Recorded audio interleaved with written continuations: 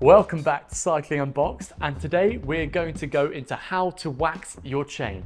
This process is actually so much easier than it's made out to be on the internet. There are far too many videos out there that are a little bit too long or a little bit overcomplicated. It's not hard at all, and I'm about to show you. If you've clicked on this video, then you probably already know that a wax chain has way less friction, so it's a faster chain. With the less friction comes less wear on the chain, which means less wear on your components. And then finally, it's the easiest way to keep your chain clean because you don't have to do any more cleaning on your chain or your components. For waxing the chain, I'm going to break this down into 3 specific sections. The first one is stripping the chain, and we need to strip the chain of any factory grease because the wax needs to bond to a bare metal surface.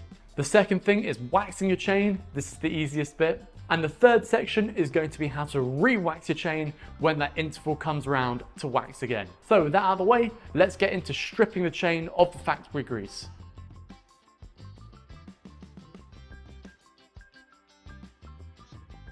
So now that we're on to stripping the chain, I've got some brand new chains here, and I would recommend going brand new.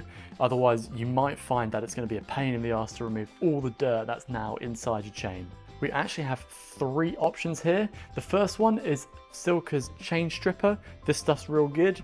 The next up is the Ceramic Speed UFO Clean, works just as well as the chain stripper.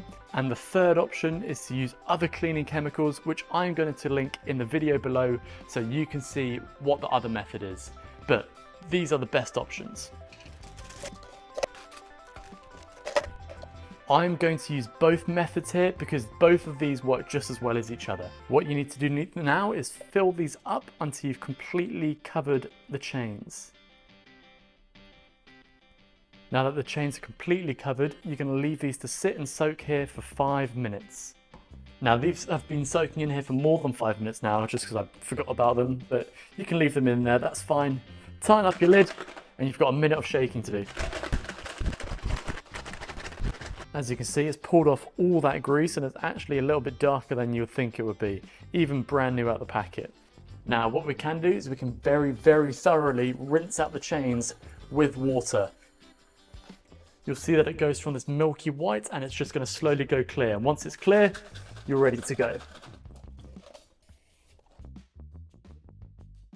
After you've thoroughly rinsed out your chains, we now have to get them dry. You can either leave them to air dry, or my favourite method, just get a hairdryer and go for it.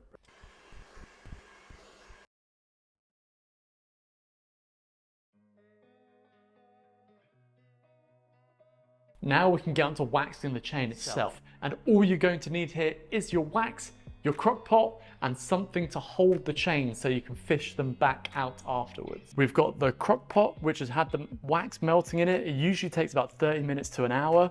And I've got these old spokes to put the chains on here because you're going to need something to be able to fish your chains back out.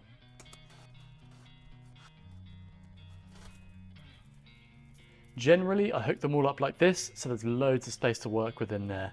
Now, you can just leave it in there, and you're going to let it sit in there for 10 whole minutes. And the reason you leave it for 10 minutes is that actually the chain warms up to the temperature of the wax and it helps the wax bond better to the chain. Now that you've left them for 10 minutes, the chain should be definitely the same temperature as the wax.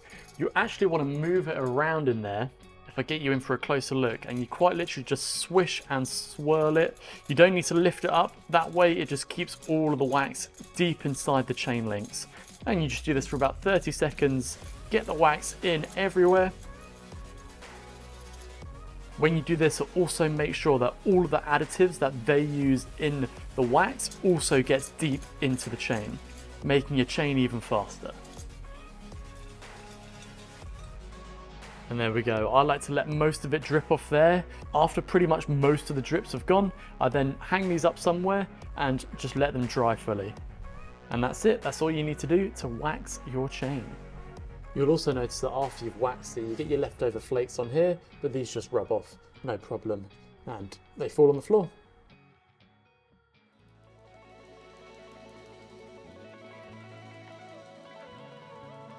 Finally, all you're going to need to re-wax your chain is that wax pot full of wax and some chain pliers here. When it comes to re-waxing your chain, it actually depends on the conditions that you've been riding in. If it's been bone dry and indoors, quite literally just take your chain off, put it back on the pot, and then you can reapply the chain after it's cooled and hardened.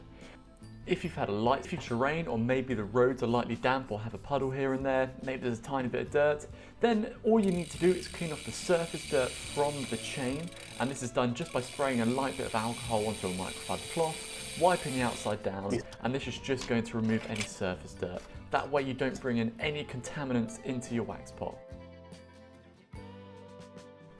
For this bike here, you can actually see just how dirty it's gotten. This is from 2 rides here in the UK, but actually the chain itself is still pretty damn fresh, but it does need doing on the inside. And that's about as much dirt as it's picked up on my fingies there. To clean your very dirty chain, I would get it in a glass jar. The plastic ones tend to melt, but I wouldn't use a glass jar more than once or twice, otherwise these can break as well. Fill it up with your boiling water, and you're quite literally going to let it sit there for a minute. Once you've left this for a minute, you can now go for a minute of shaking. When you put the lid on, be careful because the heat can blow it off. That's why I use this. And you're just going to shake for 1 minute. Now that you've done that, that is all the old dirty wax out of there, and that's ready to go back into the pot once it's dried. Well everyone, there's the guide on how to wax your chain. If this has been useful, that deserves a like, I think. And as you can probably see, after you've done the initial cleaning process, actually it's really easy just to re-wax your chain. And every time you re-wax it, you reset everything on the inside of the chain, so it's perfectly clean again. Now it's time for some frequently asked questions. Can I re-wax my chain using the drip waxes? The answer is absolutely yes. I would just recommend using the same brand that you use for your immersive wax. So for example, I use Silka, and then after 300k or so, you can then put the drip wax back on top. I do actually have a video on how to re-wax your chain for stuff like that linked down below. How many times can you reuse the quick link? For legal purposes, you can only use it once. But me personally, I use it 5, sometimes up to 10 times, but I'd probably recommend changing the quick link after 5 uses. How many times can I reuse the wax? Generally, for that bag of wax for 1 pot, you can reuse it about 30 times. Sometimes I stretch it to about 40 different chain re-waxes, but it's up to you if you want to do this earlier. How long will the wax last on my chain? Generally speaking, for me personally, I actually re-wax the chain in the immersive wax after 250 kilometers. Reason being I do it that early is because that way I can pretty much guarantee there's 0 wear on my chain when I go to re-wax it. Every time it just resets, 0 wear again. The chain lasts forever this way. You can push this up to about 300 to 350 kilometers. That's totally fine in 1 ride. But after about 350, 400k, I'll definitely recommend re-waxing your chain. Do I need to wax the quick link? The answer is no. There's already enough wax on the inside of the chain, so whatever the quick link touches, it will be touching wax. Are wax chains good for wet rides? The answer is they're kind of the same whilst you're riding. The rain will reduce the duration or the lifetime of your current wax chain. But the important thing is when you finish your ride, make sure at minimum you dry your chain down with a microfiber cloth. Otherwise, it is more prone to risking because it doesn't have that wet film over the top. Personally, I like to wax my chain as soon as I'm cleaning the bike, and actually it makes it a lot easier to clean the bike when I've got the chain off. If you really want to go deeper, then you can always go to Zero Friction Cycling with the link down below, because this man is the man that's done all the testing and you've got so much data to look at here. Well guys, if you have any further questions on how to re-wax your chain, please ask me in the comments below, or you can also find me on Instagram here if you want to message me privately. I've been Jason, this has been Cycling Unboxed. I'll see you in the next video.